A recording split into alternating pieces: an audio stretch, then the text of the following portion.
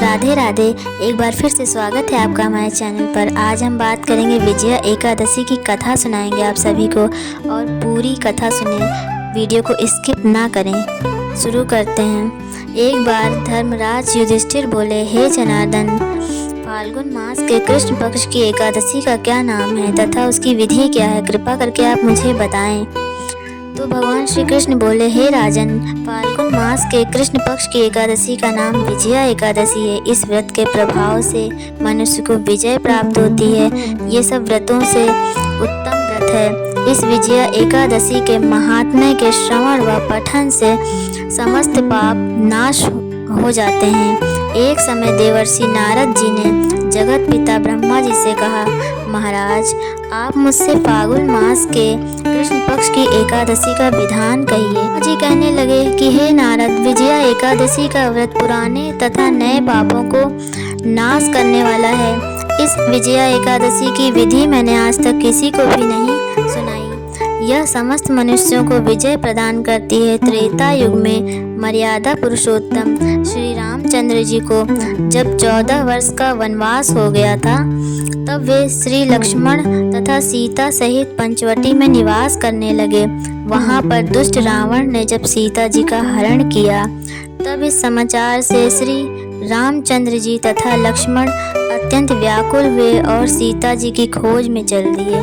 घूमते घूमते जब वे मरणासन जटायु के पास पहुँचे, तो जटायु उन्हें सीता का वृतांत सुनाकर स्वर्गलोक चले गए।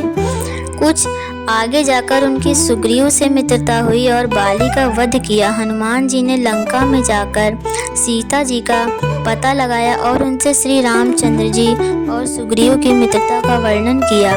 वहां से लौटकर हनुमान जी ने भगवान राम के पास आकर जब समाचार कहे, श्री रामचंद्र ने वानर सेना सहित सुग्रीव की संपत्ति से लंका को प्रस्थान किया।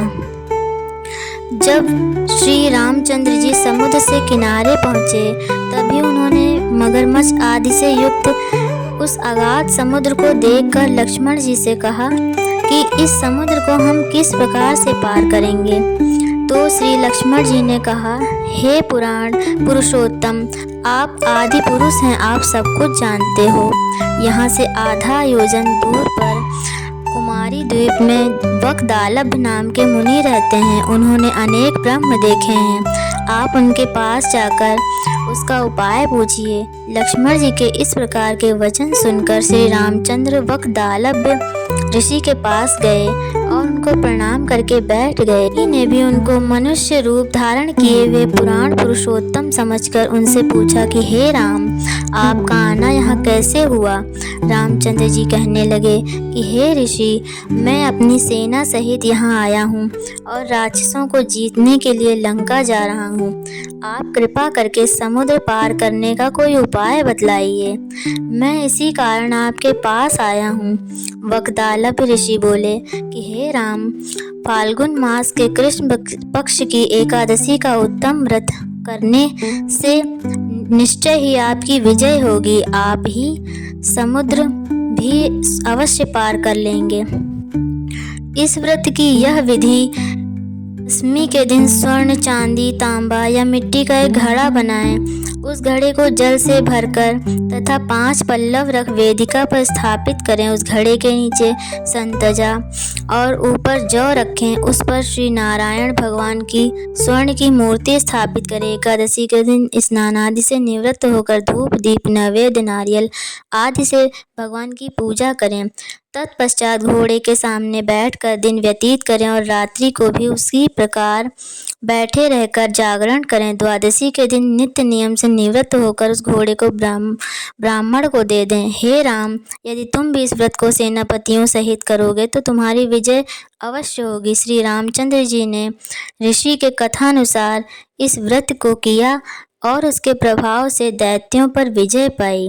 अतः हे राजन, जो कोई मनुष्य विधि पूर्वक इस व्रत को करेगा, दोनों लोकों में उसकी अवश्य विजय होगी। श्री ब्रह्मा जी ने नारद जी से कहा था कि हे पुत्र, जो कोई इस व्रत के महात्म्य को पढ़ता या सुनता है, उसको वाजपेयी यज्ञ का फल प्राप्त होता है। जय श्री राम।